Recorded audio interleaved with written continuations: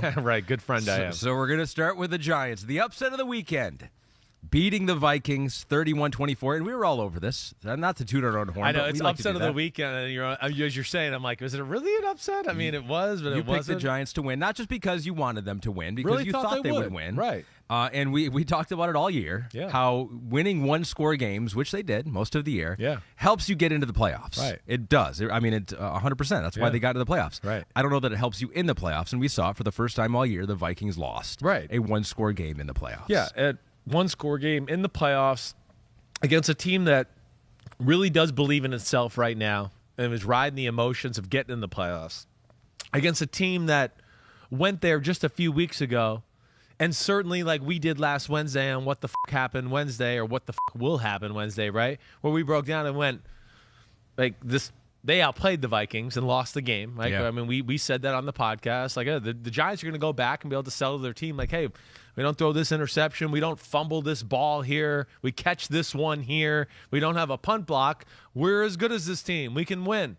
So, and then the Giants also a team a lot like the Vikings that are very comfortable in one-score games. So they weren't going to be intimidated by the, oh, no, the Vikings in a one-score game thing. It's right in the wheelhouse of the Giants, too. I mean, all year's been one-score games for the most part. But it was a fun game to watch. I think it was. I'm a Giants fan. I know it was. I mean, I know I felt that way. But did you feel that way at home? 100%. Yeah. I mean, it was lack of defense, a lot of big plays on the offensive side of the ball. And, yeah, I think all the things that, you're kind of going into here that we were worried about with the Vikings, talking about are they really an elite football team, kind of showed itself yesterday. It's just it's amazing that they were 13-4 with that defense. I mean, was that me, or was that the greatest show on turf yesterday, or was that the New York Giants? Yeah. I mean, come on, that was Their unbelievable. two best games offensively were probably the two games versus the Vikings. Probably, exactly.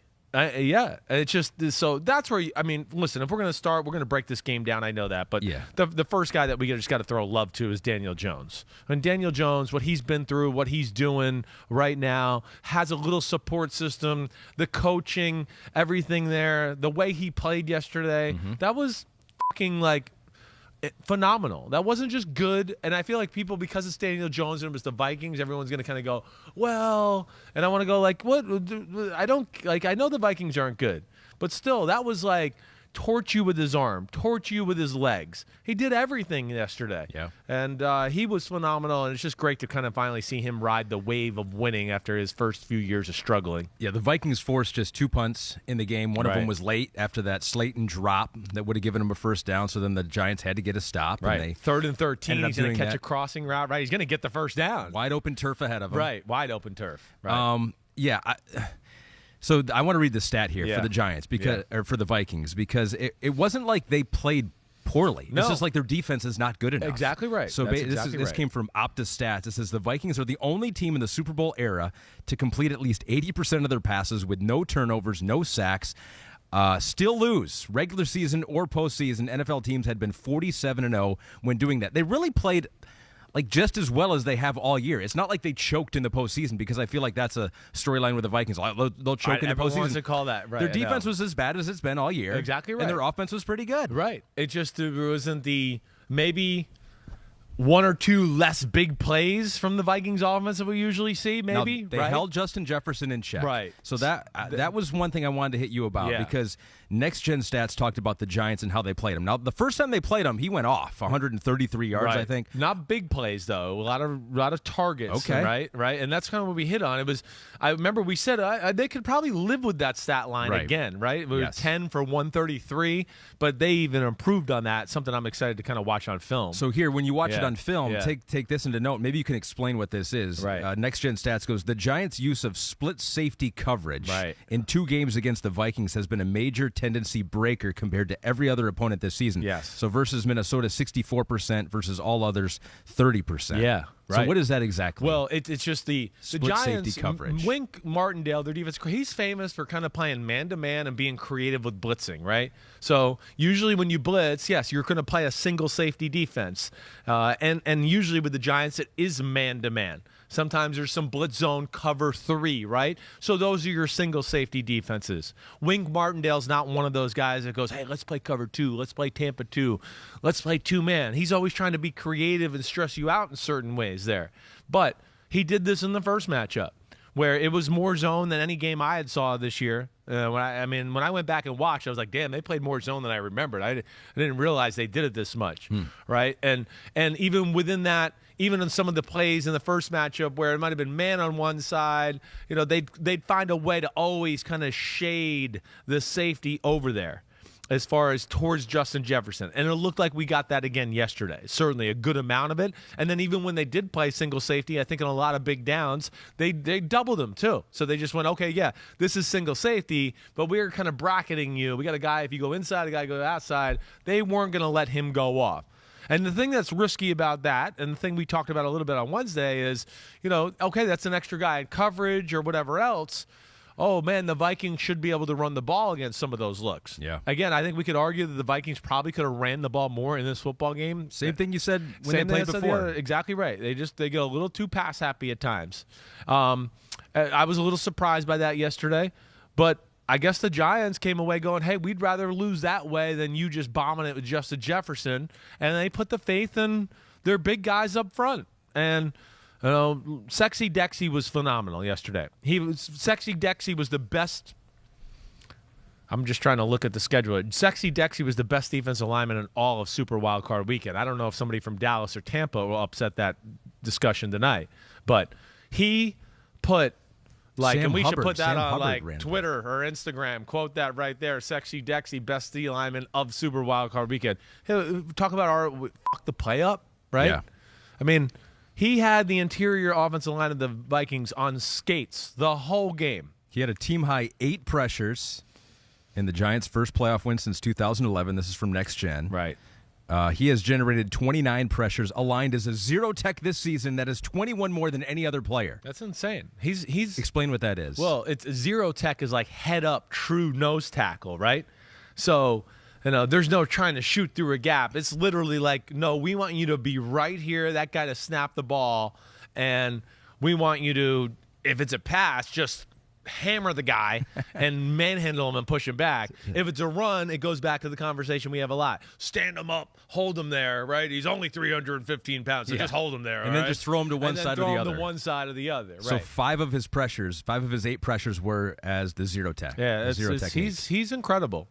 And we've seen as the year has gone on, he's gotten better and better and better to where he has jumped in the conversation as one of the best defensive tackles in football. Not even just a big run stopper at 345. It's literally like you're talking about. It's true disruption. Him and Leonard Williams were phenomenal in the football game. Sexy Dexy, big time. But he had a roughing the passer penalty. A nothing the passer. Right? That, you know what? I'm one that's sympathetic to the NFL because I'm like, you do need to protect these quarterbacks because it can get pretty lame pretty fast if we don't have Patrick Mahomes and Josh Allen and, Joe Burrow in these games. I get that. Yeah. So, I'm more sympathetic, but I think that one might have been the worst one ever. That was like grazing of the face mask, right? As he's like literally going to grab Is that what him. it called? A shot to the head? They or called was it it a shot to the head, which is, again, it's wrong. It's supposed to be forcible contact to the head. That was not forcible. No. Right. It's just, and that bothered me. No doubt about it. But either way, his pressure, on the last play of the game, really the last 2 plays of the game, they threw the crossing route to Osborne, which got broken up. Maybe Cousins could have led him a little bit more, but it was a good play by the defender. Dexter Lawrence got pressure on that play. And then we had the 4th down play where I know Kirk Cousins is taking a lot of crap right now for throwing it short. Yeah. On what was it, 4th and 8? 4th and 8, so let's take a look at it. He threw it, 3 yards downfield to T.J. Hawkinson, my Detroit Line, who played pretty well for them. Yeah, he did. Think that's a trade that worked out for both teams here. So here are the dots. What should he have done? Well, listen, here's the big thing. This is not doing a total justice as far as Dexter Lawrence had been living of 97, right, had been living in Kirk Cousins' lap for most of the game. So And he's right conscious there of again. that. Right. He's conscious of it. When you talk about quarterbacks with the internal clock, right? Like, yeah, when your internal clock's been disrupted, it's a big play here. You don't want to go down with a sack, right? So he doesn't want to go down that way. And it's what he said after the game, right. too. And to the point of what he said also after the game, like, hey, there's probably been a lot of times this year he's thrown the ball short of the first down marker, and then his guy makes a move and breaks a tackle and gets a first down. Well, yeah, because what's worse than throwing it short of the first down marker? Taking a sack. Exactly. If he takes a sack right there, everyone's like, you can't take a sack right there. Exactly right. He's going to get killed here. Yeah. So, hey, in the perfect world, hey, he's going to watch this tomorrow and go, I wish I would have just thrown to 17 across the middle, right? Yeah. He's looking at Justin Jefferson on his right when he drops back. Jefferson is doubled by Julian Love and 22, Pete, our corner. Adoree Jackson. Holy cow, I couldn't think of his name. So he doubled there. He doesn't like that. But I feel like his next look is Hawkinson, then to 17 over the middle. But I'm sure he feel like he didn't have enough time to get over to 17. Yeah. Right? Yeah, we'd love for him to maybe step to the right, run to the right, try to extend the play, and then throw the ball over the middle. Right. But I'm glad you described it like that, because I think a lot of people see that, and one of the first analysis that they want to make is like, what an idiot Kirk Cousins is. Yeah, but it's really because Dexter Lawrence, like we talked about, it's really more of a positive play for the Giants than it is a negative play for the Vikings. Agreed. It was a microcosm of what we saw all game long. It was Dexter Lawrence dominating the middle of their interior offensive line and causing issues for them. And one of the reasons that, they got off the field a bunch of times on third downs and stuff was because of pressure of Dexter Lawrence making them feel uncomfortable, waiting for patterns to develop down the field. But, hey, the one thing I'll say here, I don't like the Kirk Cousins stuff. I don't love it, all right? Kirk Cousins was one of the definite bright spots of their football team yesterday and for the season.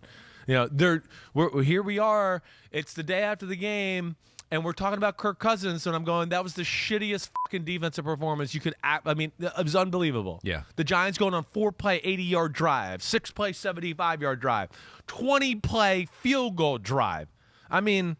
Again, to have one of the worst, if not the worst, defense in football. Yes, speaks to the quality of the offense. Exactly. So that's where I want want everybody just to be like, come on, let's be a little realistic here. I understand he's not a superstar and he hasn't won in prime time, and there's all of that. But damn, he's like one of the least concerning things on their football team. He's not the story. Right. So please, let's not always do that. The story is their crappy defense. The story is that Daniel Jones played as good as a first playoff football game you're ever going to see in your life. So let's talk about that a little bit more, because John Hussein Kennedy writes in, damn, Daboll is amazing. Right. He's unlocking Daniel Jones the same way he did with Josh Allen. Josh is better, but Jones is definitely more than good. So how much credit do you give Daboll? A ton.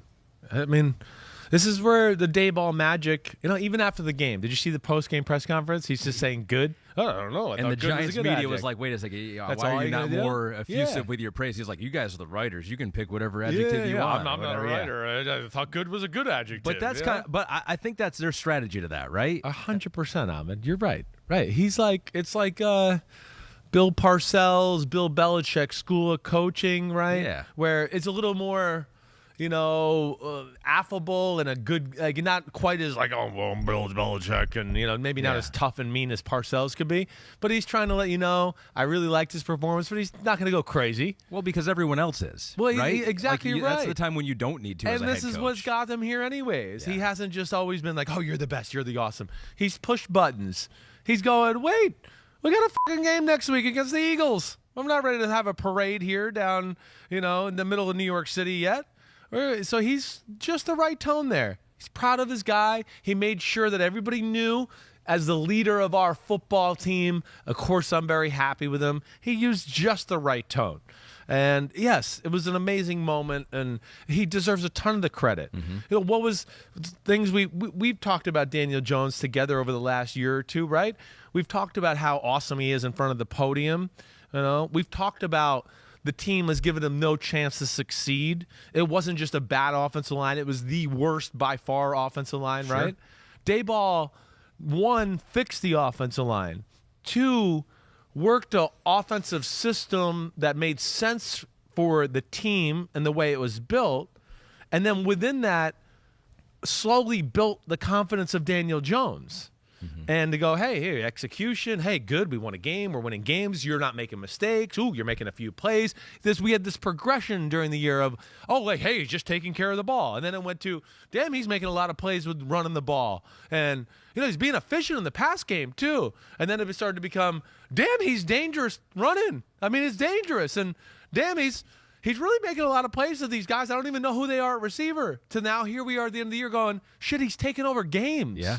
And I think the biggest thing to our listener and John Hussein Kennedy's point is he's got him to be less robotic. He's got him, like, we've talked about in the offseason, like his big issue, standing in the pocket, just sitting there trying to do what the coach said. Go to 1 read, go to 2 read, go to 3 read. I'm in the pocket. Daboll's got him to be like, hey, dude, remember when we fucking played backyard football when you were 12 and, like, if the first guy wasn't open, you just fucking run around and try to make something happen? And he's just got a great feel for that. And to me, that was another thing to get on the Vikings about. Like, did the Vikings not think Daniel Jones could scramble? Yeah. Was there no plan of, like, we're just going to rush him like he's some normal guy? He's legitimately fast. Exactly right. I mean, he's high 4.5-ish fast. And Ahmed, like, all right, we know Jalen Hurts is a better runner. We know Justin Fields is a better runner. Lamar. Josh Allen. Kyler Murray, okay, maybe. Kyler Murray, maybe. Because, again, the size of Daniel Jones and his ability to put the shoulder down like a Josh Allen and Jalen Hurts and them to get extra yards, we don't give that value enough. But he's, arguably top 5-ish, top 6-ish running quarterback in football, which right? you would never think because of the size, right? The shape Stiff of his white guy, shape of his head, right? Short haircut. You're like, that guy's not fast. No, he is pretty fast. And and his top receiver in this game was Isaiah Hodgins, right? Look who at that. Started the year with Buffalo. I know, former 6th-round pick in 2020 out of Oregon State. I kind of had to look all that stuff up, but. The weapons. Although I will say Saquon Barkley, and I don't like to say like someone wanted it more because they all want it. They're all professionals and they all are trying hard and they're at the top of their craft. But it did seem like Saquon Barkley had a little bit more oomph, carrying defensive linemen into the end zone, finishing the runs, as Pete says in my ear. Yeah, it did seem like he really enjoyed playing in this game. Agreed. It felt like the Giants had this is no disrespect because the Vikings had a great year, and Kevin O'Connell did. It seemed like the Giants had a little more intensity on the field overall, right? At least that was my sense. And again, not that I felt like Minnesota was asleep, but just from the get-go, all right, the Vikings, they go down, they get the good drive, right? It was a little work, and they score a touchdown, but it was 12 plays, 75. You go, okay, well, that was a good drive. But the way the Giants answered, and the funny thing is, of course, me and Flory are sitting there watching, and I'm yelling and being obnoxious. But, like, Jason Garrett looked over him and went, man, I don't know, you might need to get worried. That looked really easy, right? That was like I said, Morgan shaking her head because she heard him say it too. Yeah. And it was just like the Giants came out hitting on all cylinders, and you could tell they had a game plan to expose the Minnesota Vikings. And again, I thought hey, run the ball a little bit more in this game. They still obviously didn't want to do that. They still felt like, hey, forget that. We can throw in this team at will, right? And they did for the most part, and Jones was phenomenal. Took some chances, that game-winning drive. They went for 4th and 1 at the 7 where Chris was furious until they got it, and then he was like, okay, good call. What did you think about that? No, I wasn't going crazy there. I wasn't. I actually was... Daboll's earned your trust. Daboll's earned my trust. He doesn't just do it just to do it or just say, I'm going to be aggressive. Well, and you got Daniel Jones. He ended up getting 2 yards on that, I think. Great. Up the middle. He's great at that type of stuff. And then I think in a game like this where, we were getting to the point of the game where it felt like, I don't know if we can really stop Minnesota either. It was the right game to do this. Mm-hmm. That was at a point of the game where it felt like, okay, whoever has the ball last is going to win the game here. And then I know we got into a few defensive stops. But, yeah, hey, that was a big 4th and 1. Another big 4th and 1, and I think people will forget about, is the Vikings were lining up to go in 4th and 1, and they false started, right? Had to kick the field goal. So they were down there 24-21. Yeah. It could have ended up being 28-24 because of the false start by Darisaw, right? That made it 4th and 6. They kicked the field goal. It makes it 24-all. That was a big moment in the game, too. But, yeah, it just felt like the Giants really made a lot of big plays and big moments. Really, I only felt like they made one mistake the whole game, and that was on the touchdown that would have put them up 21-7. But Bellinger, if you remember, jumped off sides or false started a little bit as they had a guy in motion, and then he kind of started early. They scored the touchdown, but it got called back. They had to settle for a field goal and only went up 17-7 instead of 21-7. Yeah. But other than that, was a 20-play drive, 85 yards. Right. That was unreal. That was really one of the only negative spots you could talk about for the Giants all game long. You could talk about this game forever. Oh, yeah, I much could. like my Lions game. And one more thing, last thing about the Vikings. Look at you, one more thing. One more thing, just about the Vikings, because I think this sucks for the fan base, because they kind of knew they were borderline, not fraudulent, but it was more dicey than 13-4 would indicate. Yes. I don't think they're much different than my Detroit Lions at this point. Really good offense. You got a lot of things you feel good about there, and fix the defense. You do that. And, I mean, you can make some strides, and they can probably improve this defense. You have to be able to improve this defense. Agreed. Definitely. I mean, again, I think the defensive coordinator is probably going to come under some heat. So that's going to be a question with Ed Donatel. And then some players in the secondary. Another defensive tackle. They need something there. Yeah, but linebackers, pass rusher, okay. Mm-hmm. The offense, you're right. They got what they need there. They can probably get a little better up front. They're probably, I would think the Thielen era is him being the number 2 guy is about over. He's no longer what he was. Yeah. So maybe get another receiver in the mix here. But, yeah, I expect Minnesota to still be very much in the mix in the NFC, to your point, just like your Detroit Lions. And it was a really good year. It was a really good year.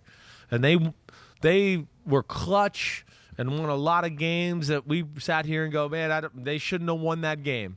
And unfortunately, that leads to high expectations because you kind of start to expect it. But I think the reality is like what you're saying. I wasn't trying to be a jerk when I was going, I can't believe they won that game. Or if you watched this game without the touchdowns, you would have gone, wait, they lost this game, right? At a point, having trying to give the reality of the situation. Having the worst defense in football is going to come back to bite you at some point. Right. And then at some point, during the year, even though it was bad, they were making plays and stopping teams from at least scoring touchdowns. Yeah. And that started to fall apart too. Yeah. They started to not make plays, and teams were going down there and scoring touchdowns, just like we saw the Giants do yesterday. Hi, I'm Mike Tirico, and thanks for watching. Make sure to hit subscribe for the latest news and highlights from NBC Sports.